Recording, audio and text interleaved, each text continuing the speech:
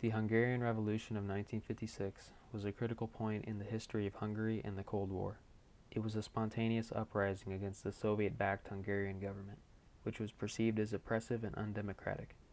The revolution was fueled by a desire for political freedom, economic reform, and national independence. After the Second World War, the Soviet military occupied various Eastern European countries, including Hungary. The continued presence of the Red Army allowed for the Soviets to maintain control over these territories they had occupied, aligning their politics with those of Moscow. Joseph Stalin installed Stalinist leaders for these countries. These Stalinist leaders created oppressive regimes like that of Stalin's Soviet Union. After Stalin died and Nikita Khrushchev began de-Stalinization efforts, there was a greater sense of political openness and relatively more freedom of speech in Soviet satellite states. This led to reformist movements and even revolution. The Hungarian Revolution can be traced back to the oppressive regime of Hungarian leader Matyas Rákosi, who ruled with an iron fist and suppressed dissent. Rákosi's policies, characterized by Stalinist ideology and Soviet influence, led to widespread discontent among the Hungarian people. His secret police, known as the AVH, engaged in widespread surveillance, censorship, and arrests, further fueling public resentment towards the Rákosi regime. On October 23, 1956, a peaceful student protest in Budapest, calling for political reform and the withdrawal of Soviet troops from the country, quickly escalated into a nationwide revolt. The Hungarian people, emboldened by the recent de-Stalinization measures undertaken by Soviet leader Nikita Khrushchev, believed that the change was possible. As the protests grew in size and intensity, demands for democratic reforms, freedom of speech, and the end of one-party rule became central to the revolution's objectives. In response to the revolutionaries, the next day on October 24, 1956, the Soviet government reinstated Imre Nagy as prime minister.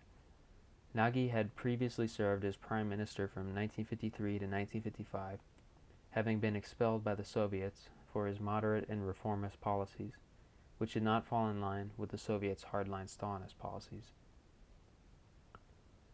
As prime minister, Nagy initially attempted to navigate a path of political reform and negotiation with the revolutionaries, seeking to address their demands and ease tensions.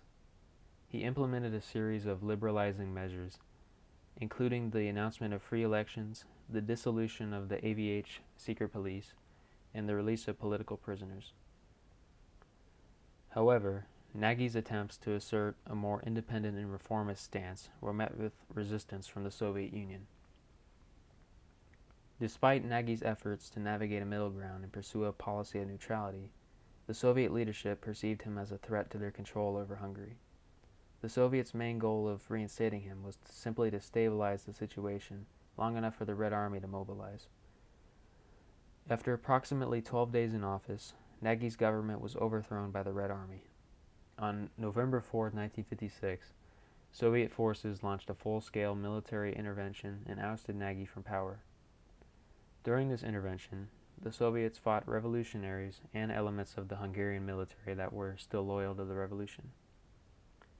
This intervention lasted several weeks and consisted of the systematic suppression of resistance fighters through overwhelming military power.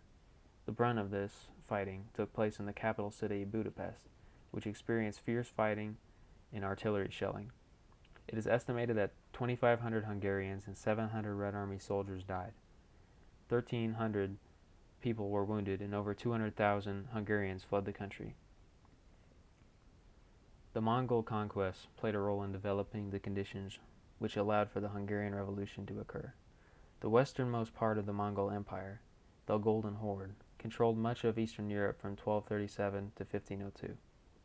This Mongol domination resulted in Russia's isolation from Western Europe. While Western Europe experienced the Renaissance, the Reformation, and other important intellectual movements, Russia was under Mongol rule and didn't directly participate. Russia was both geographically and culturally distant from Western Europe.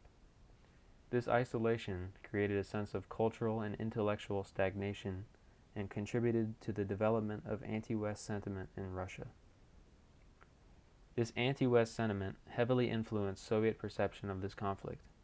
Soviet leadership viewed the Hungarian Revolution as a Western attempt to destabilize the Eastern Bloc and to interrupt the Soviet sphere of influence in Eastern Europe. The Hungarian Revolution of 1956 had a significant impact on Hungary and the Cold War.